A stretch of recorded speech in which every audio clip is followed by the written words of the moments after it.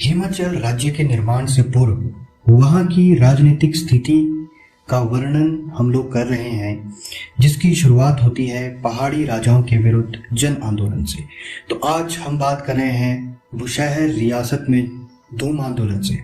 जब कभी राजा कोई ऐसा काम करता या भूमि कर लगाता था जिसको लोग अनुचित और अन्यायपूर्ण समझते थे, तो अपना रोष व विरोध प्रदर्शित करने के लिए गांव को छोड़कर पास के जंगल में ले जाते थे। इसे धूम आंदोलन कहा जाता था।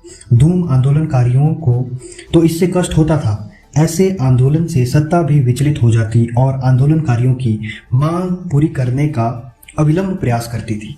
धूम आंदोलन प्रायः व्यवस्थित और शांतिपूर्वक होता रहा। सुलह समझौता होने के बाद लोग अपने घरों को वापस आ जाते थे और पुनः अपने व्यवसाय जैसे खेतीबाड़ी और दूसरे कार्यों में लग जाते थे।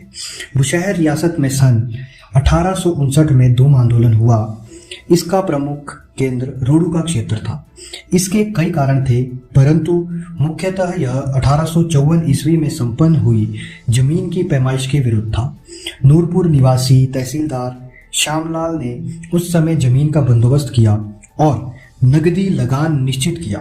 इससे पहले भूमि उपज के रूप में पैदावार का निश्चित भाग जैसे अन्न, घी, तेल, ऊन, भेड़ बकरी आदि प्राचीन प्रथा के अनुसार राज्य को कर के रूप में देने पड़ते थे।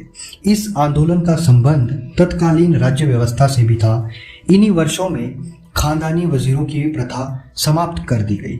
अतः किन्नौर के पुआरी वजीरों ने भी उस आंदोलन को तूल दी। मालगुजारी देने के लिए उस समय मुद्रा का भी अभाव रहता था। इस धूम आंदोलन को समाप्त करने के लिए अंग्रेज सरकार का हस्तक्षेप आवश्यक हो गया था। इसको सुलझाने के लिए पहले शिमला के डिप्टी कमिश्नर विलियम हे और रियासतों के superintendent George Carnell Barnes Bushahr गए और राजा शमशेर सिंह से विचार विमर्श किया।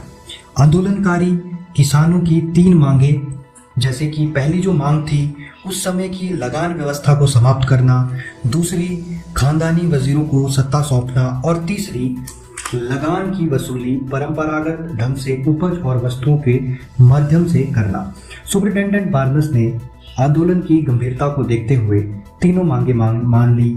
इस प्रकार बुशहर के किसान राजा और अंग्रेज सरकार से अपनी मांगे मंगवाने में सफल हो गए तथा आंदोलन इस प्रकार से समाप्त हो गया।